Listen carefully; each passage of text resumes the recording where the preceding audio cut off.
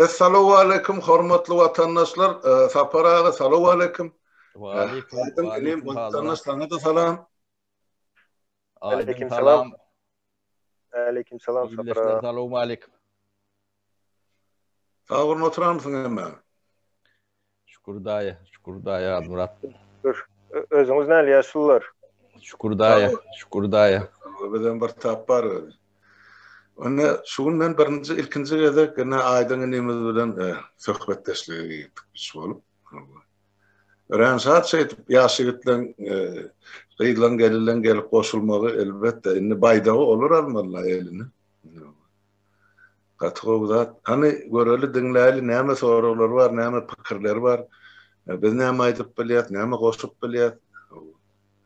Söz ilkulak aýdyňa berelýän. Ho, elbetde. Ya yol yaşlankyn. Aydın elim, sen näme soralar bar bolsa, özüňden başla, soň biz näme aýtmaly bolsa, jogap bermeli bolsa, sapara kimden berdi.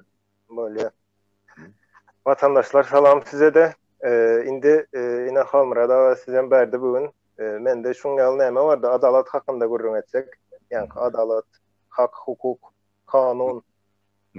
Sizem şoň içinde işlän adam bolan soň indi men şu wagt özümiň pikirim boýunça, ýagny özümiň düşünjem boýunça bir adalaty göz öňüne getirýän, el göz öňüne getirýän, ez düşündiren.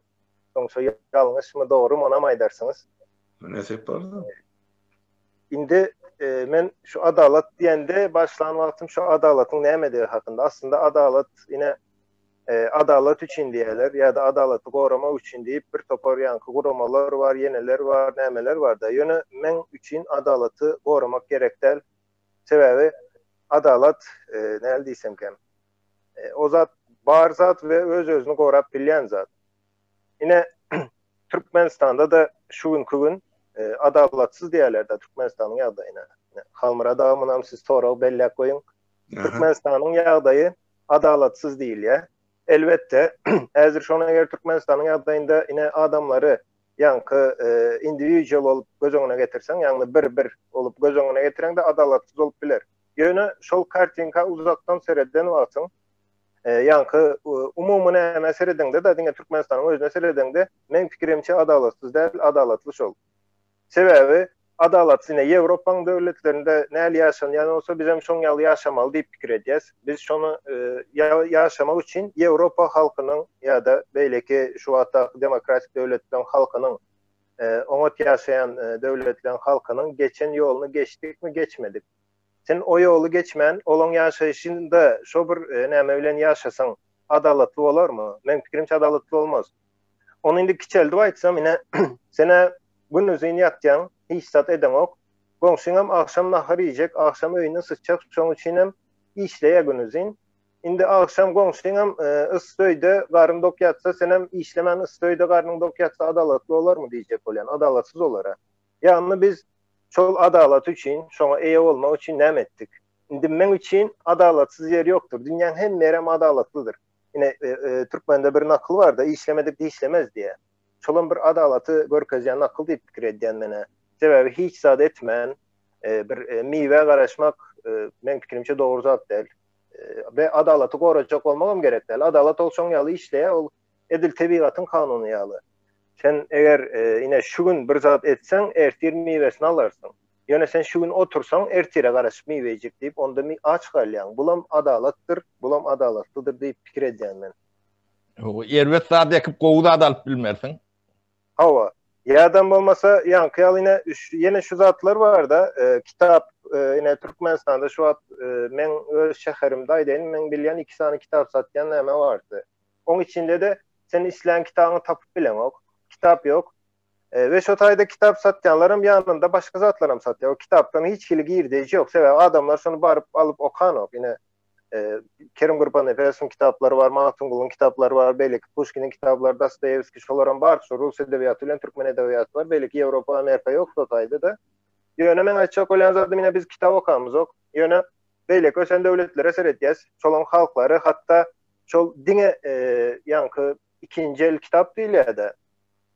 İkinci sapar satılıyor, yani okap izine veriliyor, olan başka alıp satılıyor. çeytirip kitap satıp yaşayan adamları tanıyan men. Öy amalyalar, şoň arkasından maşin amalyalar. Bu näme diýmek? Adamlar ine kitap okaya, şoňa gyzyklanýarlar. Kitap okamak ol edil zähmet ýaly bir zatdyr. Sen öz aklyny gelişdirýän kitap bilen. Ýöne biz Türkmenistanda şo zat ýok. Hiç ýerde ýanky Türkmenistanda gördüňizmi? Köçede bir oturup ýöne kitap satan. Ýöne Türkiýede men köp ýerde görýän şo kitap satýarlar ýanky ikinji ulanılan kitaplar da adamlar amal şonu okaýaçalar, nämeler ýetinjekler, beýleki ula adamlar tapawut ýok, kitap okaýarlar. Kitap okamak bir zähmetdir. Olam sen aňy östürýär. Indi biz şo zatlary etmedik. Ýöne näme üçin biz onda şol ýanky işleri, şol zähmeti çeken halklar ýaly gowy ýaşamaly. Ine sonra şuňa alarak näme diýip jogap berersiňiz buna? Indi elbetde men aýdýan adam ýalňyşam bolup bilerse, men aslında özüm men öz şahsy düşünüşüm ýanky adalata garaýşym men şuňa alyram. Men jogap beräýin birazajyk. Hawa başlaly sen ýaşladym. Bir gapdarlan teredeňde dogry. 100% radylaşýan sebäbi özüň gelişdirmän, sen durmuşyň gelişdirip bilmersin. Ýanky hiç adam ýanky ýokardan düşüp saňa bir ırskalyň köpeljek zat ýok da. Sen işläp, zähmet çekip bir zat öýündirip şeydip nemetmeli. Ýöne başka bu neme tarapynmada şuňa bir döwlet bolup bir şert döretmeli. Şuň ýani mektepde çağa okarýarlar. O şertlerini döwlet döretmeli. Sebäbi bizde hususy okuw sistemi ýok. Bizde okuw 100% döwletiň elinde. O şu döwletiň elinde bolan soň onu döwlet seretmeli. Sen seredip bilmeýäň-de, sen höwesçiň bolsaň, kömek edip biljek bolsaň, sen bir şahsiýet bolup, ýani bilim programasyny şunu men nämämi okudyň diýip bilmersiň, şeýlemi? On döwlet koordiner dedi. Ol ýanky okuwa, ilyma, bilime höwes döretdirmek, ol çağalykdan, terbiýeden başlaýar da. On terbiýe bermän, şoňa da alıştırıp, ondan kitap okumany talap etme de kıyın. Bu bir neme. İkinci nemesi 30 ýylla Türkmenistanda ýeke eser döremedi de, döredilmedi. Ýeke. Yani menki bolsun diye diýerler. Yani o çaywarada kitap çıkanlar, ruhnama diýip şolar ýalak. Şoňa meňde bu nemeler çıkanlar bolun ýöne eser bolar ýalak. 30 ýyl. 2,5-3 nesil. Döredicilik nemesinde nol. Bu bir aýlygan ştatdyr. Şolar ýalak neme şert döredilenini yani halk dolu degradasiýa bolýandyr. Onuň üçüncü nemesi efirden yalan 24 saat 30 ýyllap döküpdi da. Indi bu yalan hem adamlaň beýnisini neme diýe, huy häsiýetini ýitgözýär, şoňa alışýar. Onuň zähmet çekip özüň gelişdirip bir barjak ýeriňem ýok. Oňa adamlar çağalygyndan näme umtulany okda şo zatlara. Sebäbi şo arada gurrun edilen ok. Ne sen akıllı bolarsyň, bilimli bolarsyň, hünärli bolarsyň da gowy ýaşarsyň diýilen edep tertip görelli ýok da etrafynda. O akıllı bolsaň türmäge dersiň diýilýär. Sesiň çykarman otur diýilýär. Şeýle diýär de. Yani jemgyýetiň prosesi. Onuň inni telewizordan yalan, radiodan yalan, gazet jurnaldan yalan bolsa bir informasyon kirlilik, bilgi kirliligi ortaya çykýar da. Haysi tarafını tereden dedi. Yani şu yanlış bilgiler bilen, yalan demeler bilen. O sana tökmedem atıp bol ya. O. Yani seni tersine bir kahramanım edip bol ya. Ne ile geriyordum bolsan? Ne şu informasyon kirlilik ne şu? O sana tağmadı da bol ya ömründe ayrıp bolmadı yalak. Son sen artıklan şu arada gurur edip bilir yalak edip bilirler de. Ruhpurları hem de daha diğerlerine de. Ne şu yemeleri var yönü adam ne ilak yağday olanını da öğünü geliştirmeli. Öğünü geliştirmeyen eşirete yetip bolun ok. Dünyanın hiçbir yerinde de böyle zat yoktur. Öğünü ne ilak geliştirip bilden sonun alak şu derecede de eşiretini görüyorsun. Ben düşüneceğim şeylere kaydın bilmedim beni kanaatlandırdım ve şu in son kaydanımız var da yani televizyon medya seriştilerinin üstünden ya da hatta okuyan kitapları olsun yine şu uçebniklerden başla belki literatüra açeline tesir edip bilen güçler var da okuyacağın sen şu, aslında sen fikir ediyen ben saylav aldım bu kitabı diyen yöne sen için saylanı koyulan kitapların içinden saylav alıp okuyup bilir yalda edip bol ya da o. Ona da birazdan gelirsen yine demokrati dedi şuradaydı demokrati sözüne aşansızlık koydum ben o hakkında da gürleşiyoruz yani demokrati ne oluyor ona da her kili düşünceler var demokratinin nemede hakkında şuradaydı onu da aylarız.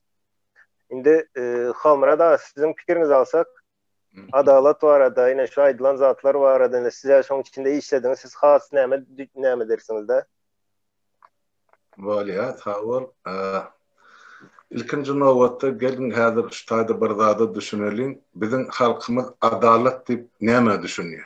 Ya bir adaletliği näme de görýär? Şondan başlamaly.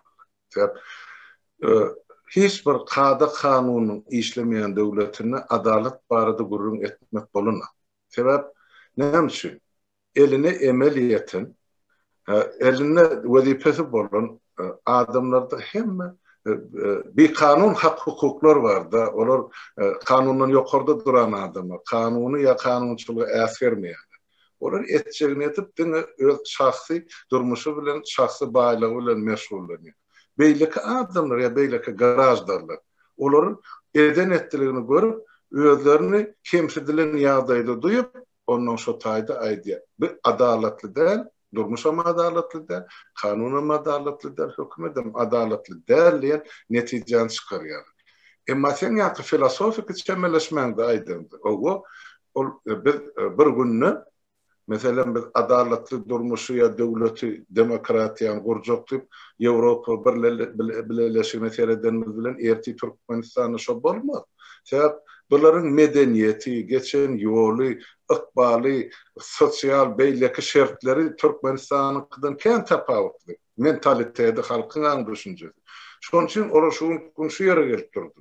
Bizde şulon kıyal durmusu üçün etmek için bir topar evolüsyon yol var. Geçmeli yollarımız var. Birinci etap, ikinci etap, üçüncü etap. Yönü berde halkımızın men günahkarlap bilemek şu durmusu özüne isleyedip yaşa ımtılmak bir yaşada da arzu etmek ol her bir milletin kalbine vardır. Şu sana bizde Türkmenlerde de. Şunun için şu görýän zatymyz ine bu döwletlerde şeýle ýaşaýar. Bizim şol real ýaşamak isleýär diýmek ol arzu kıyar. Yo ne derecede onu biz praktiki işte durmuşa ornaştırıp bilir. Başlığının başka mesele.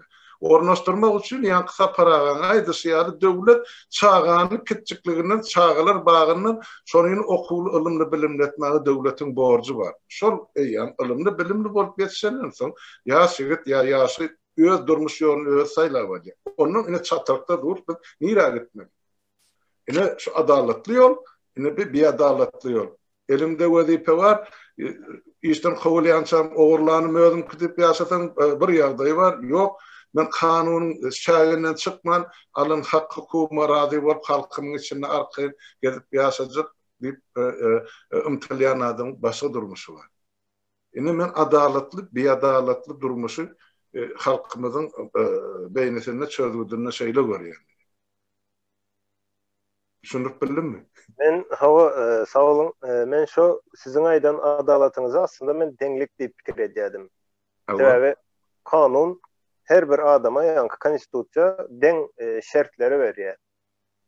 Deň şertler diýende näme? Mysal üçin sen prezident bolsaň ýa-da bir ýönekay daýhan ol bir fermer ol tapawud ýok. Sen hak hukugyň deňdir. Konstitusiýa ikiň tapawudyny görmeýär we deň şerti berýär. Deň şerti bermek diýmek sen daýhan bolsaň bir gün prezident bolup bilmek diýmek ol. Hakyky.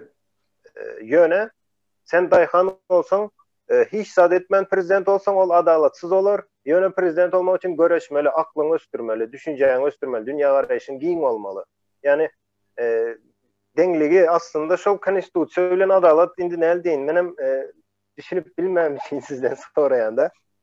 Indi adalat bilen şol aslında konstitusiýa hakykatdan hem dogry işlese şonda şo adalat bolýar. Adalet diýmek bir gep bilen aýdymyzda ahly kanunlaryň, konstitusiýanyň dogry dürüst ullanylmagy we ýerine ýetirilmek her bir grajdanyn tarapyndan. Bollugy tordy. Şo taýda onsa adalatyň özüm ýüze çykýar, beadalatlygyň öz jazasyny alýar. Men kemläp aýdyp beräýin, hukugyň üstünlügi diýil.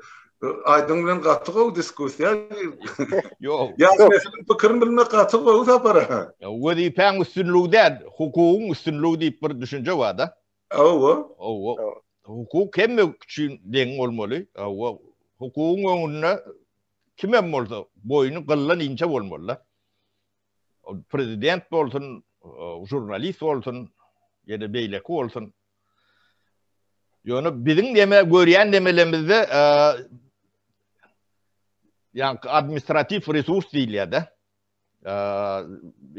Hemme görünüşini içine salýandan men prezidentine çelli. Şol resursu bar adam. Birinki ulur, birinki kiçidir. Şol ekliýär-de şonu. Şoňa neme hökümünde seredilýär. Näme diýin? Biznes hökümünde seredilýär-de. On başka yankı hukuk tarapını ortadan doğru ayrılan da Türkmenistan şertlerini. Gideceği olsun yankı administratif resursun. En küçük gezi olsun. Şu da bir adamın ömrünü köydürüp bilýärdi. İslendik adamınkini. Şu yankı öz nemesinin tutuğunun yetýän yerine çenli. Yankı Sadiq'in vaspitatinden başlap prezidenti çenli de aralıkta näme bar bolsa. O gazetçisi, jurnali, beýlekçi hemme jezem çoňa girýär.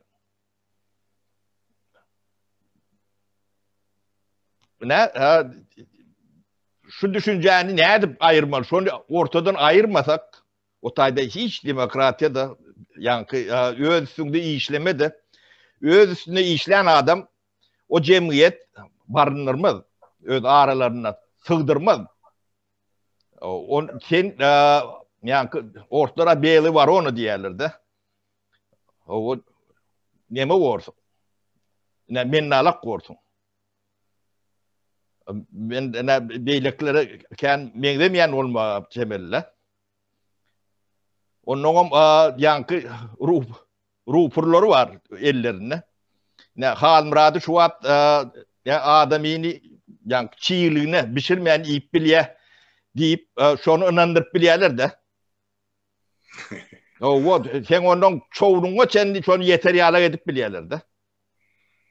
Ne korrupsiya var da gurrun ediyorlar da. Kan nemettiler 30 yıl. Köp adam batılandır nemedilendir. Yönü ben burada gizli dağdaydayım da.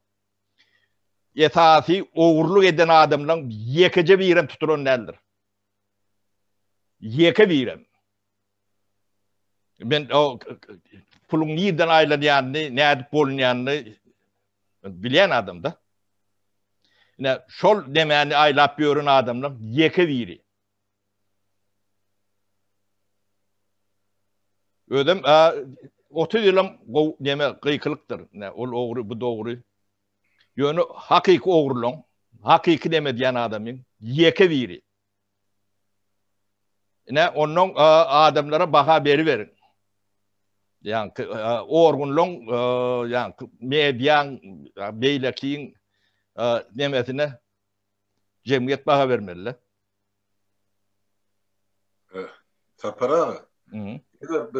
Korrupsiya boyunca dünyada 195 ornun 194-sinde duran olsak, Aşaqqydyn Demirgazy Karayewa, ol eýem görkezipdir döwletin nä derejede duranlygyny, kime bil baglaýanlygyny. Sen gaýdysyň ýaly şol çağlar bagyna enekeden maslahatda döwletin iň ýokary wezipesini eýlep oturan adama hemmesi şol sistemaň içinde hemmesi şoňa ýugurlar. Hemmesi bir-birine bagly. Bolu şol sistemden çyksak bolýanyň orny türmede ýa-da owdan nepede oturýar. Şoňa uýmaýany batýarlar. Şoňa uýmaýany, gawat gelmeýäni. Hakyky. Ýa-da siýasat üçin käte edilýär-de. Demedim. Yine aydın adaletli bir adaletli diyen meselen görüyor. Nireler alıp var ya. Bu kendin eğer bunu uğrunu idarlap gidecek olsa 5 güllahım söhbet etse var. Sen şu taýda demokratiya barada bir da aýtjak diýdin. Onu meselenin. Indi şol demokratiya barada da demokratiya aslında halk bilen dolandyrylýan bir sistema diýilýär-de. Ýöne indi men bärde bir ýene soragym bar. Ýöne halklar tapady ýok. Indi Türkmenistan bolsun, başga halklar bolsun, Amerikada ýaşasyn, Ýewropada ýaşasyn. Halklar hakykatdan hem özleri azatmy ýa-da şoň ýaly bir illüziýa döredilenmi?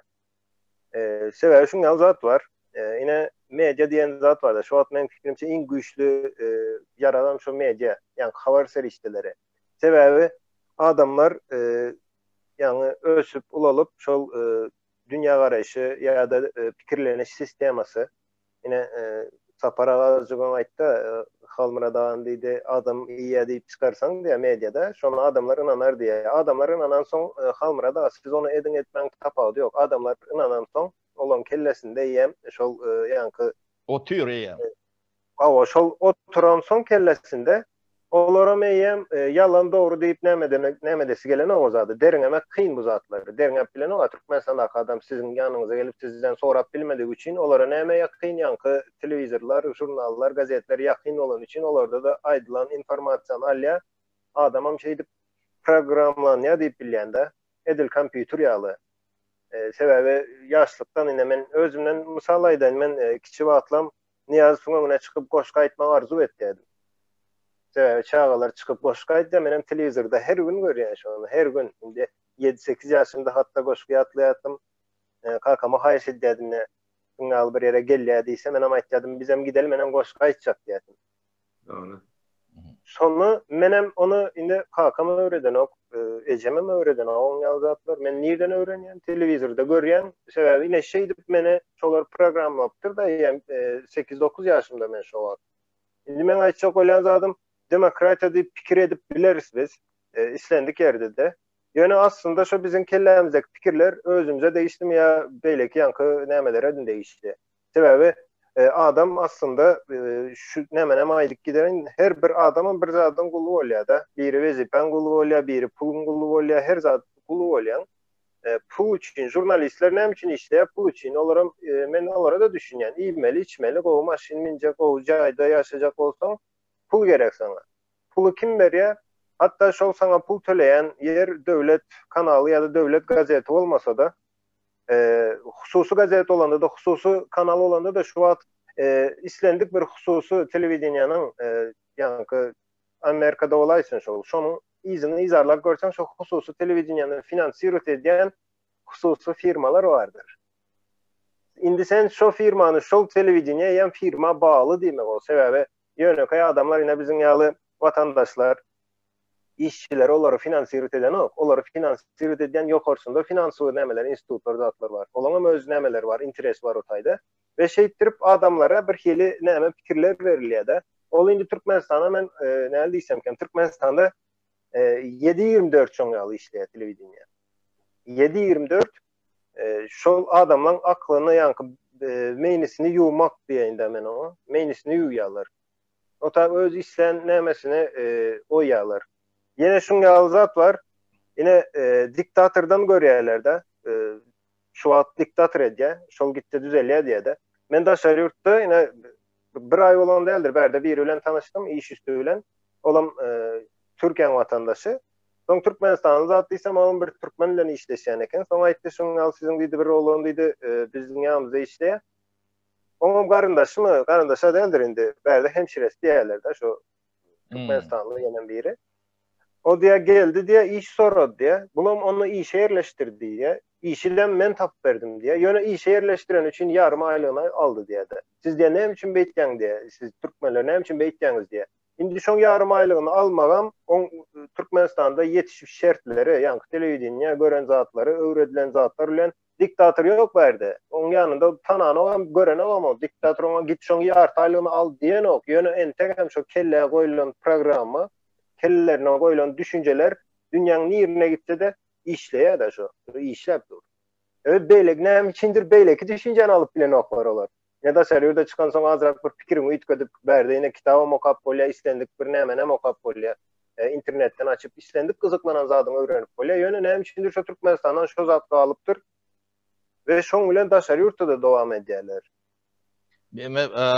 Aydın ne şu medya käbir nemeleri ne kanallar vardır. Beyine bir zat berýändir. Käbir kanallar beyniden bir topardadı çıkaryandır. İnformasyon berişine bağlı da. O ilim bilim bilgi berýän kanallar vardır. O ilmini, bilimini, edebini, tertibini çıkaryan kanallar vardır. Şu YouTube aslanında toňa hatam köpörlü de. Bunu filtrevat etmede gatı kıyın. Yöne Türkmenistan'ın nemesi yapık nemede. O beynini daşına çıkarıyor da. Yani beynine verilyen yeka programını ben fiil edip demettim de. Dinleyen.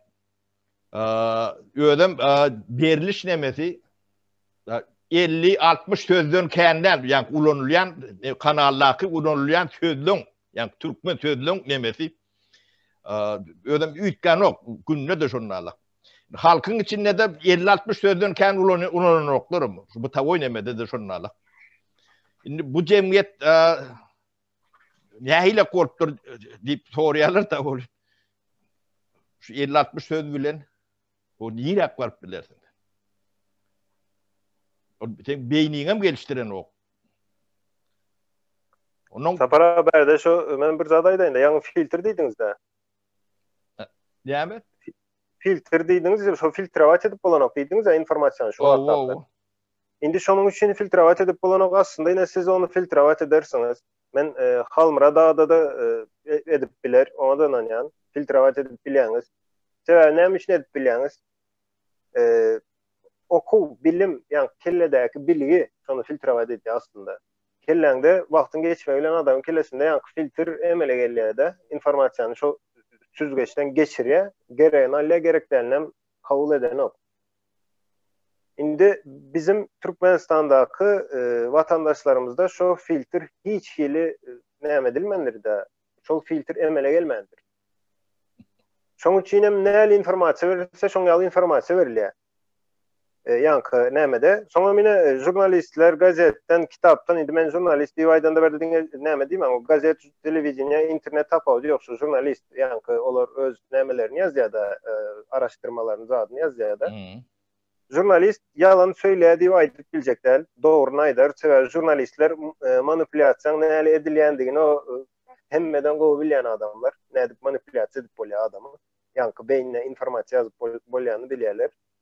Şunun için yalan söyleyen okken, yalana başarıp söyleyen, onu yalan deyip bilmeyen, yönü her bir informasyada, her bir zatta yankı tengen 200'ü bolsu yağlı, islendik zat alıp görey, şunda şun yağlı zat böyle, iki tarafı oluyor. Jurnalistlere köp men ünsörük görüyen da, yine jurnalist, yani o yine Amerikan jurnalistleri var ya da şu televizyonçileri var, Rus yankı var, şoları seyredip görüyen, şu tengen 100'ünü örkezyeler. Oğlum yanlış değil, doğru da itti. Yani arka tarafını hiç kim görkezen o. Elbette olarak arka tarafını görkezdiği sonra arka tarafını görkezir, belek tarafını görkezmez. Misal için yani kayzadaydı yine bağlığı adamlara bağlık satacak olsalar bağlığı o deyip görkez diyerler. Onların bağlığın yankı peydaları hakikaten bağlık peydalı zaten. organizm için. Yani nauçnu daklatlar zatlarım görkezip size suud eder, şu zat diyer. Yani sen şu jurnalist ertesi gün bugün balığı ervet edip görkez deyip pulnan tölesen, awa balık ulan yankı bolup bile balık yani o gılçığı damağında kalıp ölen adamlar var, olamam statistikası var. Ondan sonra balık tiz bozuluyor da, bozulan balığam ol tagamı belli olmaya, olam sütü dönümleri ölen iyilen vakti yankı organizmde, köp organizmde atravleniye döretye. O statistikanı çıkarardan size aydarlar balık ervet zat iyimen diyer. Olam hakiki doğru zat. Yani jurnalistlerin işleyişi var şoňaly. Teňen bir ýüzüni görkezip.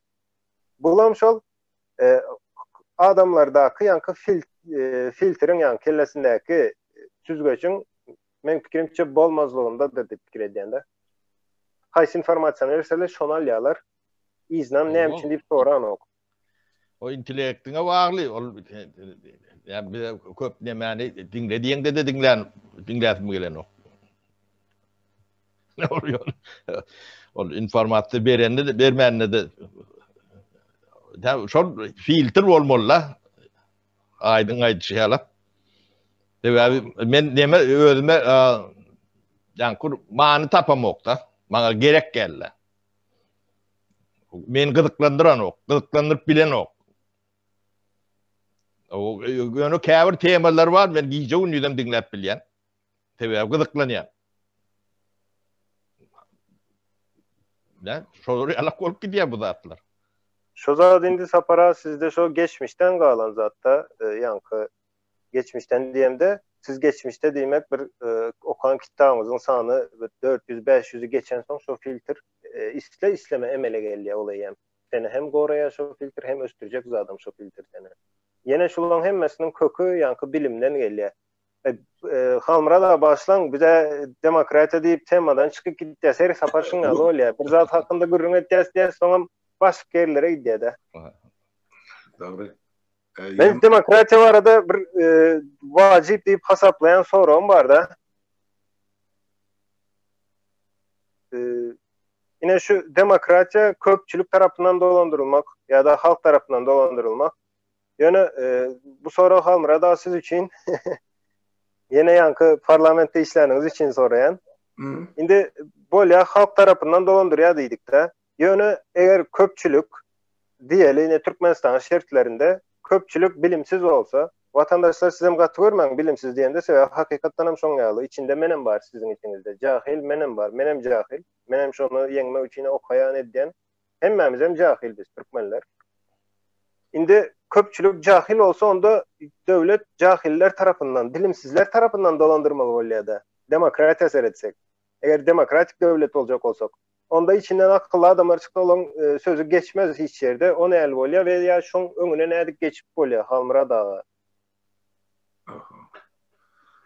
O tora verdi. Burada egzaminden geçmeli Halmra. Men ursat bersen şol başda bolgan soralardan başlaýan men belli koydum da demokratiya, azatlyk, erkinlik şu bilen baglanyşyk bolýar. Yani bir daha bizim bilmemiz gerek. Hiç bir devlette de absolut erkinlik ya azatlık yoktur. İslamik devlette, şol devletin raýatlary kanunların esasında onların hakkı çäklendirilýändir. Sebäp men etjegim edip bilemem. Meselem şu Şweýçarda da. Şoň kanun var. Şunu etmek bolýar, şunu etmek bolana. Diýmek absolut azatlyk ya erkinlik hiç bir devlette ýok. Türkmenistan'da da şu san yönü bizde Türkmenistan'daki erkinlik azatlığı basıp yatıran bizde Goebbels'in propagandası. Goebbels deyip o da eştensin o faşist Germanya'nın emesi ideoloji, baş ideoloji. Yine bizde iki sani diktatör ya diktaturanın dövründe Goebbels'in programması Türkmenistan'a ornaştırılı ve halkın anı yuvarlı. Şol sizin yankı ağlayan filtriniz var. Şu filtre ayrıldı. Asla adamdan kellesinden filtre yok. Gönü yani vatan satan programmasından ayrılıyor. İşte görüşüyor, millet kabul ediyor. Filtre yok. Önüne koyuyor yani. Sebep onu başka terbiye de yok. Başka görevli de yok o adamlarda. Dinle şu devletin yani propaganda maşininden başka onların bilen eden vaadi yok. Yazıcılarım şoň üçin, jurnalistlerim şoň üçin, medeniyet işgärlerim şoň üçin de sunga işgärlerim, alımlarım, teknik inteligensiya, bütün halk şol diktatura hizmet edensen sen ýaly ýa-ni aýtdyň da men Sapar Murat Niýazyň döwründe şoňa goşagymy höwesem, o çağı höwesi. Sen bütün halk şoňa uýup otur, sende de talant bar, sen kalbından coşupdan, sen şonu beýan etjek, on gowy bolan üçin näle beýleklerden, çağlardan akylyň huşyň kemdärligini subut etmek üçin eder. Psikologik faktor.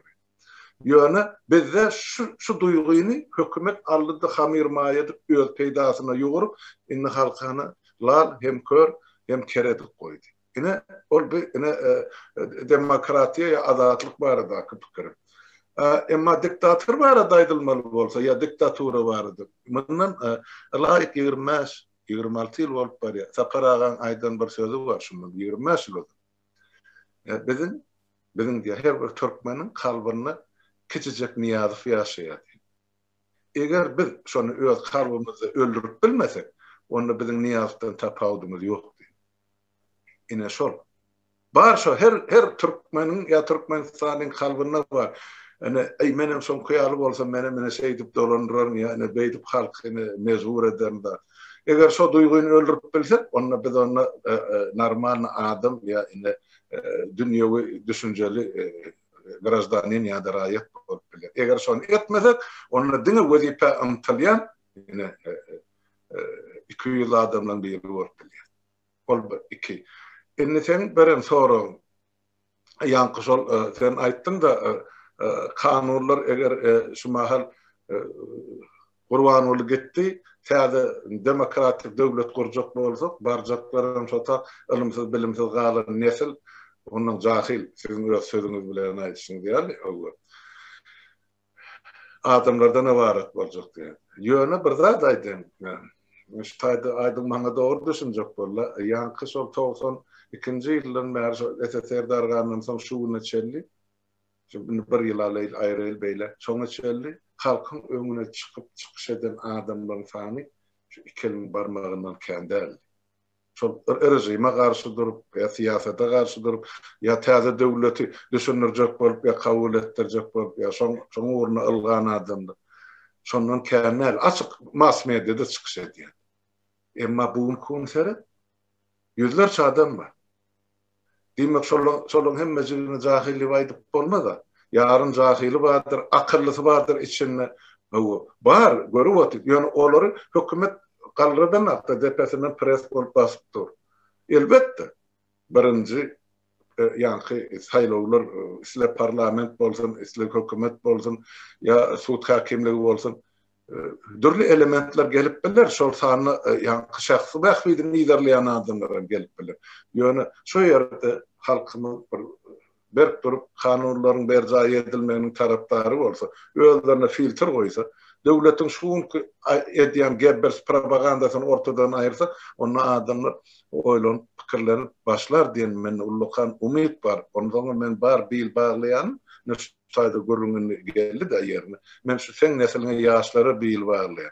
Ýurduň daşyna çykyp başga durmuşy gördüler. Nähilem bolsa beýne saraslanıp başlany şol ýurduň içine propagandadan. Başga durmuşda ýaşap boljagyny biraz ymtylyp başladylar. Şolan berkese, şoň uğruna ılgasa, yan kaydysymyz ýaly, teň aýdysyňa 400-500 kitap okasalar, ine ilmi bilimi ýetik adam orada. Şoňa ýetirmek üçin men elmidan diýip oturanym watandaşlarymyzdan edi. Konstitusiýadan başdan okan şonu bilin, şu taýda hak hukumymyz nämeden ibaret, borjumyz nämeden ibaret, hakimler döwletiň hakimiyet pudoklarynyň borjy nämeden ibaret, hukuky nämeden ibaret. Şu zatlar aýyl etmek biz ýurtda işlat gurup bilmeýäs, özümiz düşünmesek. Ine gysgaça aýdyp bersem şuň ýalygyny.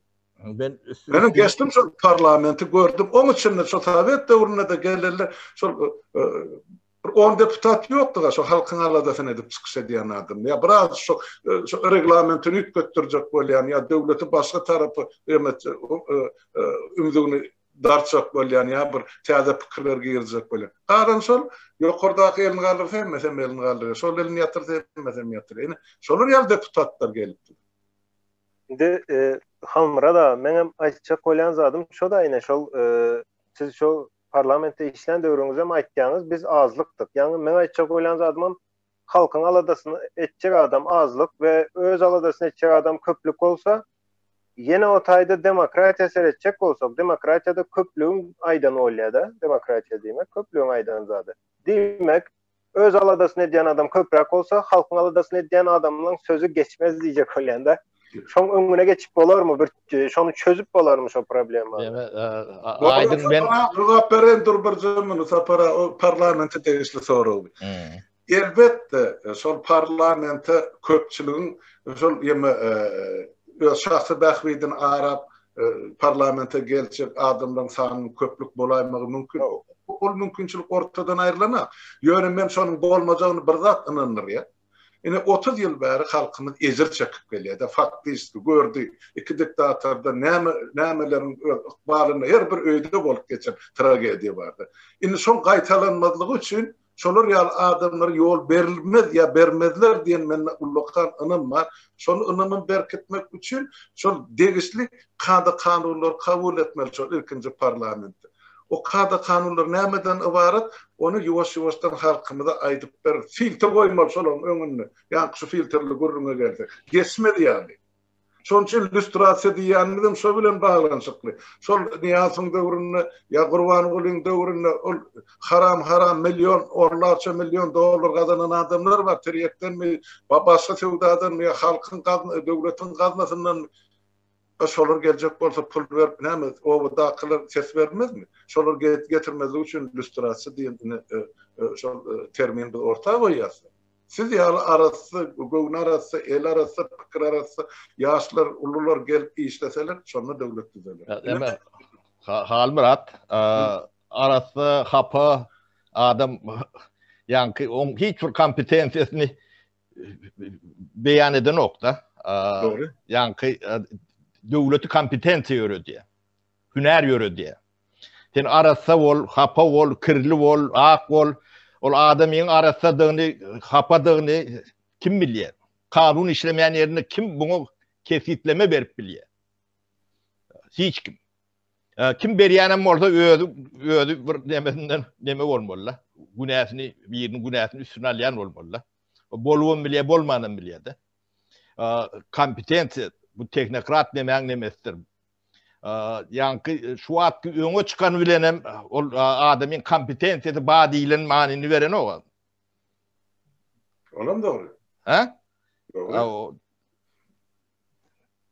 Ne şondan ne öňe çykýan adam da ýani ul diplomat diýip bilermi?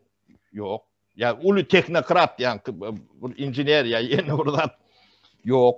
Ya bir pudokdan spesialist diýip bilermi? Ýok. 50 gıyırsın.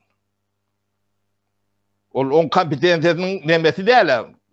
Şoň üçin liyakat diýilen bir söz bar Türkiýede. Türklerde var. Nämesi? Profesionalizm diýilýär. Aha. Liyakat diýilýär. Türkçe. Konstitusiýanyň içinde vardır. Şo salynandyr. Yani şol zat gerek.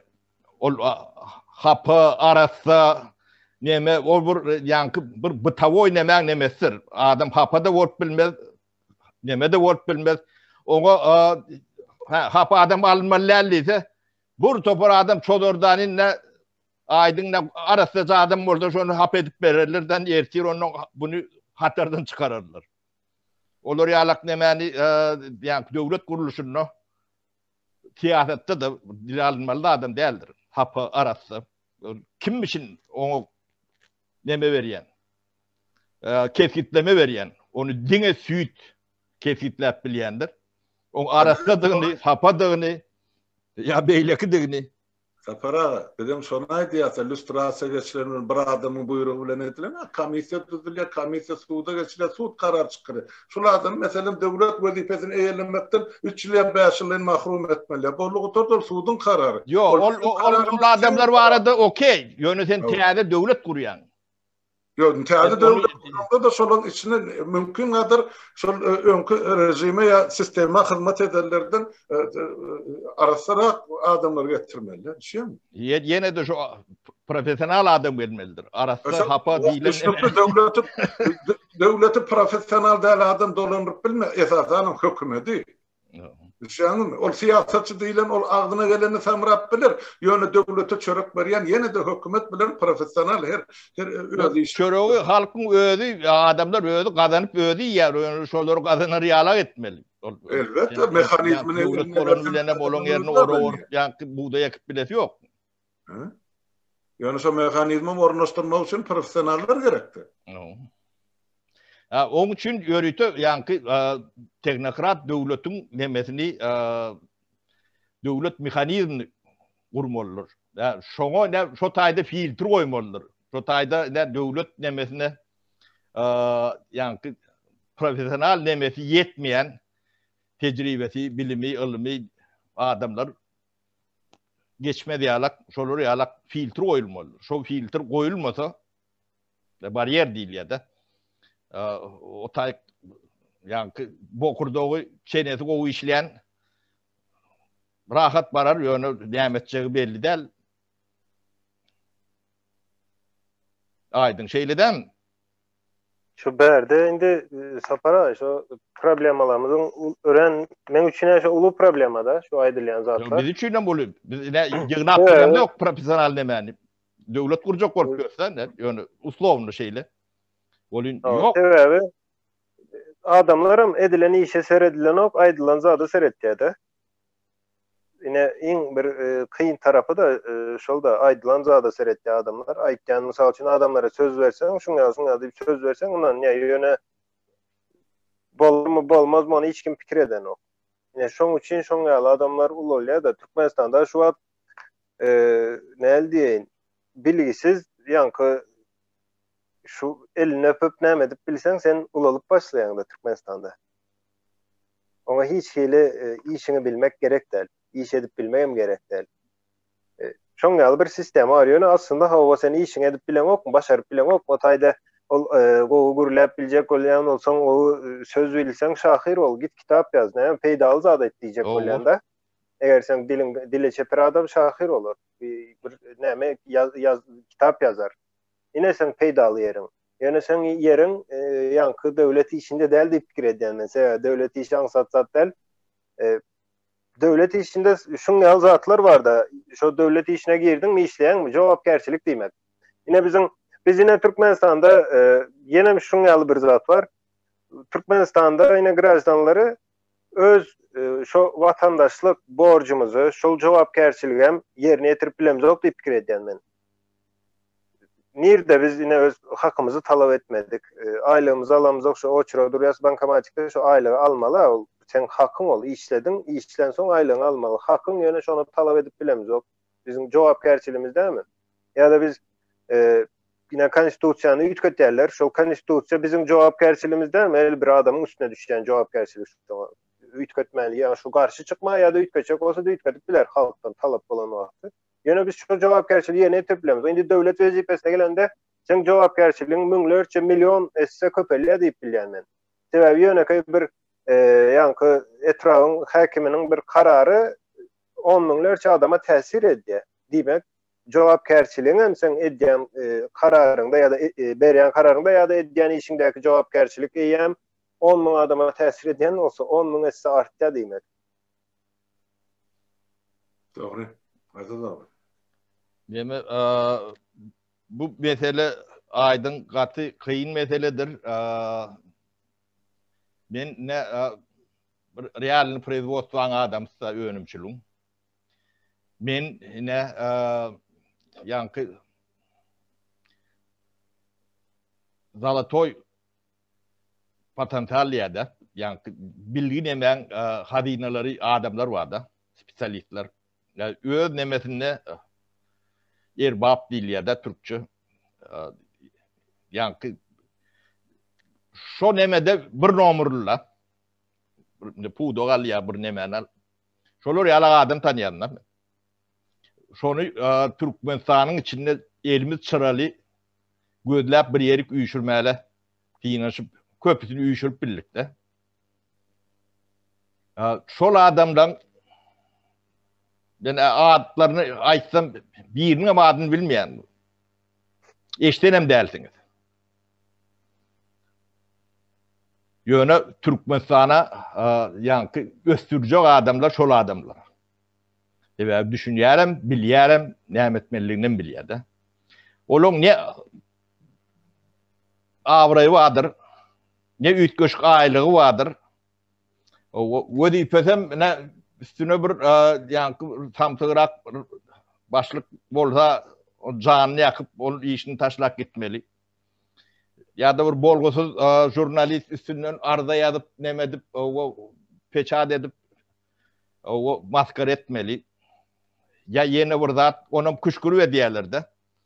Ne Türkmenistana şu zatlaryň başy sistem nedilli ödüm. Ne Kagaban birinci ornatör vardı. Muhammed Nazarov diýerler. O her ministerstva 5'ten 3'ten 10'dan adamları yerleştirildi. Ödüm yuvaşlyk bilen getirdi şu taýyk. Yine şolar bir ýan uzundan yankı şol Zalatoy Kadir diýilýänleri tespit edýärler yuvaşlyk bilen neme diýärler? Köpsüne ara säälce bir zat bilen grafi sürýärler. Udaşyny wagty bolmasa da basýarlar. Ya yeni bir zat edýärler. Ne şeydip sistemli işlediler. Yani şol nemeden adamlar öýleri otyr. Şuna mı otyr men? Şuna bilýän.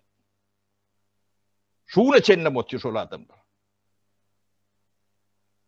Atlaryny çennem bilýän. Ödüm ýokary wezipede däl. Barakly bir odu. Ya sistem. Onu kimi ayırmalı olsa, kimi nemetmeli olsa birini işe salacak olsa ilkulak birini boşaltma, yerini boşaltmalı. Ha? Yerini boşaltma için ama birinin ayağını almalı. Beyleki. Ne şu sistemin başlangıç demesinde ne özümüz vardık da gördük. Ne edilýänini. Şol adamları işläpýär. Men bir kanany demetdim bolun ba diýdiler. Gelipýär.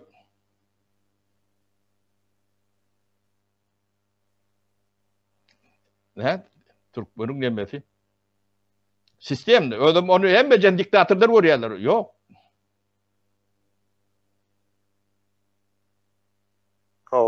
Ama aýdypdym şu eger bir adam Türkmenistany şu derejeye getirip bilýän olsa onda ol adama hormat koýmalybys.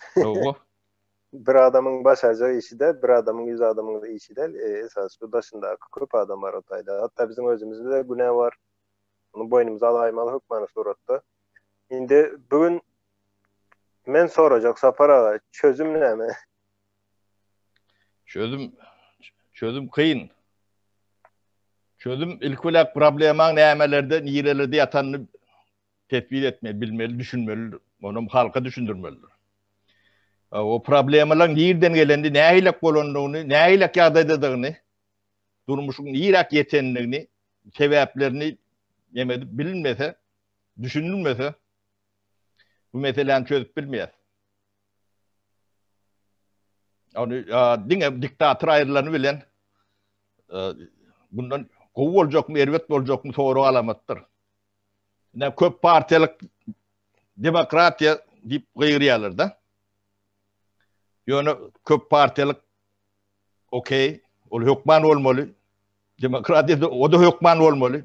Ýöne köp partiýa bolmasy üçin ilkirak şo partiýaň nähilek bolmalygynyň kanuny, düzüni, jogapkärçiligi ilkulak şo bolmaly. Onun partiýa bolmaly. Onun demokratiýaň öz düzüni wadyr, jogapkärçiligi wadyr. Şonu ilkulak kanunlaşdyryp, onu demokratiýa gurup bilersin. Sen ilkulak barjak, onu demokratiýa gurjak, onu köp partiýaly etjek, onu ýanky mediýaň azatlygy, söz azatlygy. Okey, o da bolmaly. Gurrun ýok bolmaly. Ýöne oňam şertleri bolmaly. O şertleri o arada gurrun edilendi eşitmediňiz. İkiňizde de nemedi. Yok. Ya biz yankı siyasi partiýalar aradaky kanuny, düzüni nemedeliň dip. Ya söz azatlığı var da näýilik jogapkärçiligi var ya näme nemesi var dip şon çekişýän, tartışýan, çekilişýän adamam. O zatlar opşy bolup gidýän. Ne opşy bolup gidýän orada şo taýda şo zatlar bolmaýar. Etçek adamlar däldir. Yani iş edilende ilk ulak düýün edilýär.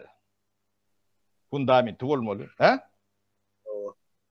Fundament Yok şu yankı kanuny düzgünü jogapkärçiligi. Berdemen Gıyskaçı Cemile Ayday'ın Saparaso indiyan parçalar olsun, beylekiler olsun, kim olsun, yani söz azatlığı olsun ya da başkası olsun. Bize birinci novatda parçalarımızı da, söz azatlığımızı da korabilecek sistema, devlet kurulmalı şu tayda. Ne şol bir sistemanı kurman, sen parça kuranda da ulurak parça olsa ya da bir güçlürak parça, beylek parçan yok edip bilya, onu da şeriftorda minglerçe misalı vardı o beylekiler parçaların arasında. Şoň üçin her bir parçanın tapağı yok, aydalı bir ovada bir parça döretdiler. Şo parçany hem gorap biljek ýaly, ýa-ni beýleki tutuş döwletiň içinde bir ullakan ýaýran partiýanyň ýanynda şo kiçik partiýany hem gorap biljek sistema döretmeli. Ola maksat zat eleýne baş ýaňyja demokratiýa ýa-da hukuk hakynda gürrüň edilende bir hili bir zat etseň bir zat galjak ýaly bolup durda. Şu zat şo problemalary çözmeli. Men pikirimçe de birinji nowatda ondan soňra partiýasyny isleýän adam partiýa gursun, ýani şoň gurup bilýän bolsa peýdaly zat o partiýa diýen. O 100 sanak bolsun. Ýöne kanuny düzgün bolmaly. Awa. Sebebi bäsleşik bolýar-da berde. Bir-birinden gowy dolandyrjak bolar, bir-birinden gowy zat etjek bolar, halk saýlasyn diýip ol erbet zat däl. Hem şol döwletiň taryhynda sen kitaplara adyň ýazylar, gowy näme etseň 100 ýyl soň, 200 ýyl soň ýa-ni nesil sen hakynda öwrener. O düşünje bilen adamlar ýa-ni pul ýa-da wezipe däl de men şol türkmen üçin, türkmen halky üçin gowy zat edip şolaň nämesinde ýa-ni ýadynda galaýyn diýen many bilen umtylyp başlasalar we o taýda bäsleşik bolar partiýalaryň arasynda şol adamlaryň aň düşünjesinde ýa-ni oňa tarapdan girmek üçin. O gowy zat partiýalary erbet zat diýemiz ok, ýöne şo partiýalary birinciden şoňa şert goragy ýa-ni bir-biriniň arasynda dogry bir şekilde ýa-ni bäsleşik bolar ýaly döretmeli de. Bolmasa ýene partiýa bar bolan döwletlere de seredip görüň 30-40 ýyldyr 10 parça var, ýöne şoň 2 sanagy hem merde şu ikisi ya biri geçýär de beýleklen hiç haýsam şo ýöne bar adam bar ýa-ni saýlawda gatnaşýar, ýöne näme üçindir şolaň hiç haýsynyň netijesi ýok.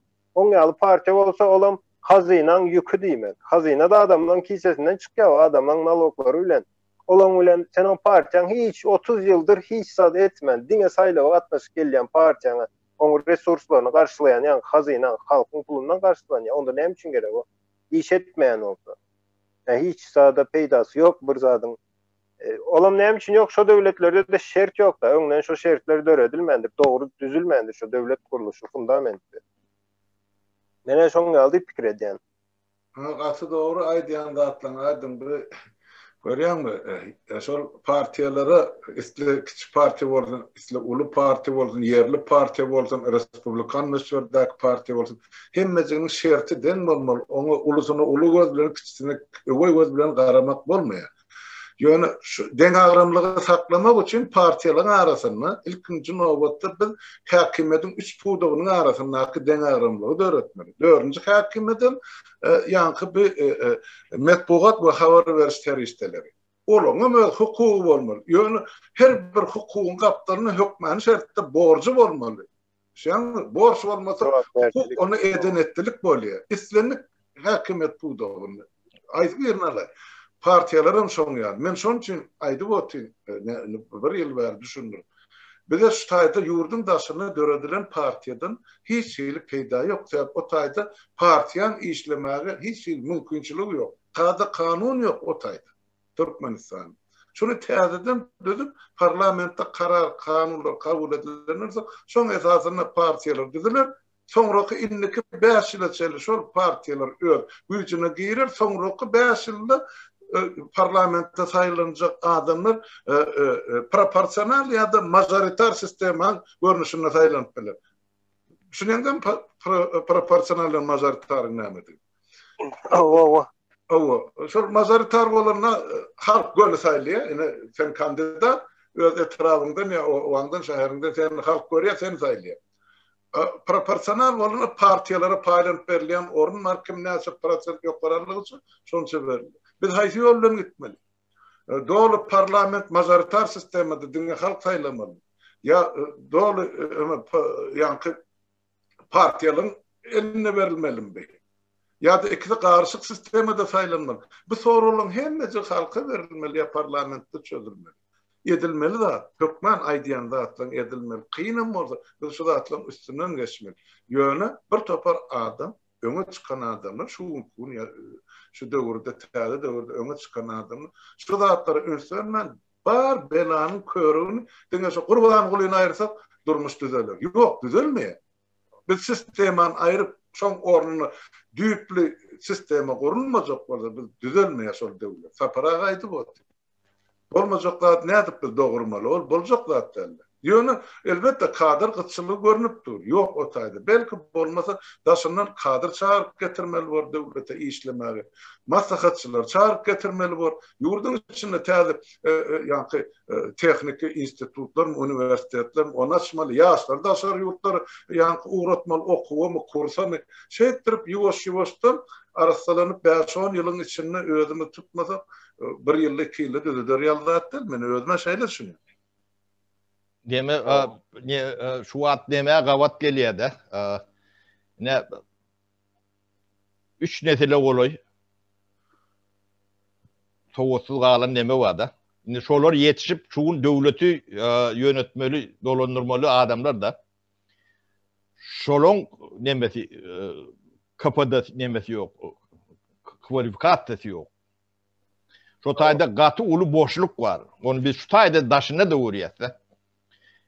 Şoň öwedini ol kadir diýilen zat Halmurat o institutu torunyň bilen işlat neme bolýan nädir? Institut diýilen zat taňa kadir diýip ýetişdirýän nädir? Taňa ýöne bilgiň nemesi neme diýendir. Bir kadir ýetişmek üçin normal neme 15-20 ýyl öňümçiligi durmuşy nemesini görmelidir. Onsuz kadir ýa-ni ol uçebnikler bilen ýa-ni kitaplar bilen kadir bolup ýetişmek kyndyr. Ol çıkar arasında bir de 2 de 5'ti. Ýöne ýa-ni işi görmän bolýan nädir? Bizde buhalterler wady, ekonomistler wady, finansistler wady. Üniversitede oturup gelýärler. Hiç 4-5 ýyl iş sady ýaran ok. Muallimler var, kandidat tawuk bolýar. Şolar demesen boşdur, boş. Ýöne ýa-ni bizde korku berilýär, ýa-ni gatkagy berilýär de.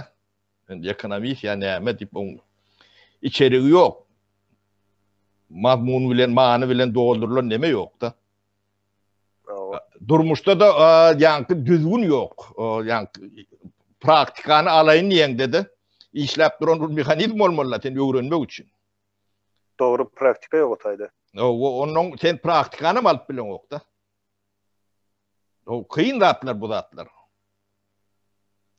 O bir kadırın nemesi, kımmati bir millet üçün mün sanak prezidentten ya şoňa meňdeş nemeden kımmatlydyr.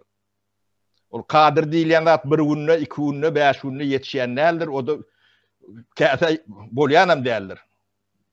O da bir adamlaryň zekine, nemesine bagly, söýgüsine. Bu zatlary ýa-ni islerini harjap nemedilip börilen de adam däldir. Döwletiň baýlygy şodur. Ne gazdyr, ne paýtadyr, ne buğdoýdyr, şo kadrlardyr. Şo ýetişen adamlardyr. Milyon sanak prezidentden gereklidir. Watan üçinem, halk üçinem. Ana onu islendik milisi götürüp ya da türme asalıp gunnok bilen urup bilýän bolsa o taýda hiç wagtam kadir ýetişmeýär. Ya islendik bir jurnalist ya ýene bir zat dil ýetirip maskara edip bilýän bolsa o taýda da hiç zat bolmaly. Sebäbi onu goramaly, kanun düzgün ne şu zatlary goramak üçin edilýär. Bu atına informasyon nemede söz neme medya ulu güýçdür. terrorizm ýaly demesi vardır. Yanlış ulandı. Veleli vardır. Bunu ulanjak adamlarım kendiler. Bu hemmejeniň jogapkärçiligi vardır. Yani manipülasyon edecektirler. Yeni burada edecektirler. İnsinir ederler kağıtları. Ya görmüyorsun. Sapara vaxtından bir saattan geçti. Bollu, Torolu, Halmurad ağa bize Halmurad ağa sizin açıkladığınız olsa. Yok. Men dinläp otin keňiziň edýän görrüňlerinizi şam bilen halkyň öňüne gidip otyrda şu söhbetdeşlik. Her ne bolsa da adamy özüne gerek sapagy malaştaýdy, netijeni çykarar, ymtylşam dörer o. Ýaşy niýet, ýarym döwlet diýen. Men halkymyzyň ýaşy gelejegine ynanýan saparagy kyndyr, agyrdyr, elbetde kadrym ýokdur, ýene-de ýokdur. Çarkanlyklyyor 30 ýyllap ýykylandaady üçünü düzeltip bolmajagyna men hem düşünip otyryn. Kadr gyçylygy sen döwrüňde de bardy. Bu döwürde asla ýok otaýdy o diýilýän kadrlar. Ya döwlet döretjek, ya o beneler gyrdylar, ýok etdiler, ya ýurtdan çykaryp kowdular, ya ýene öýleri ýok bolup gitdi. Kara ýagdaý agyr halkymyzyň başyna düşer. Ýöne onda da nähile bolsa bar potensial bilen hana çykyp dura ýaşygytlar, gyýlar, ilmlisi bar, bilimlisi bar, ana dinläňde dinläsiň elýär oturup tüwele mübarekany. Bu halky iki diktator 30 ýylyň dowamyny gowy öldürip bilmändir. Ilmsiz goýjak boldy, bilimsiz goýjak boldy, aňsyz goýjak boldy, manqurda edip saklady. Ýene hana çykyp dur ýaşlar. Men şoňa berenýär. Men şulara beýil baglaýan tapara. Bolaram, ýuwaş-ýuwaşdan bolar. Ýaşy niýetde bolary. Bor hal Murat. Näme diýsen, näme diýen? El bolýar. Yok, tapara hemme zat bolar o ýaşylyga ýörelik. Watandaşlar onu näme şuurlukça taýdan aýdyň inim sag bol senem o beren gurrunlar üçin. Sede sag bolum. Ýene de sag bolun illeşler saglypda görşelim. Çekleşikli gurrunlar edildi. Hemmemize de peýdaly bor. Bize de şo saýny. Bol ya, sag bolun illeşler. Köp sag bolun watandaşlar.